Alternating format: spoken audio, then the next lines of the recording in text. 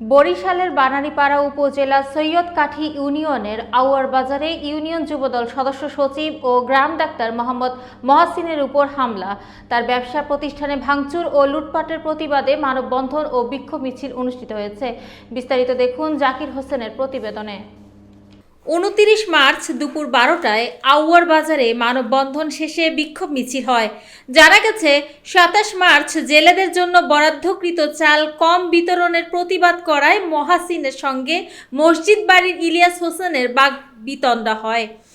বাজার কমিটি ও বিএনপি নেতারা সমাধানের আশ্বাস দিলেও সন্ধ্যায় ইলিয়াস 200 লোক নিয়ে মহাসিনের দোকানে হামলা চালায়, দেশীয় অস্ত্র নিয়ে মারধর করে, দোকান লুটপাট করে এবং নগদ 5 লক্ষ টাকা নিয়ে যায়। গুরুতর আহত মহাসিনকে প্রথমে বানারীপাড়া উপজেলা স্বাস্থ্য কমপ্লেক্সে, পরে বরিশাল শেরে বাংলা মেডিকেলে পাঠানো হয়। মানববন্ধনে মহাসিনের পরিবার ন্যায় বিচার দাবি করে এবং প্রশাসনের দ্রুত হস্তক্ষেপ কামনা করে।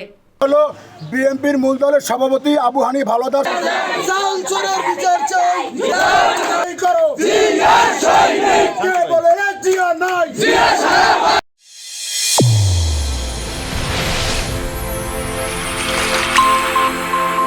চ্যানেল A1 হৃদয়ের স্পন্দন।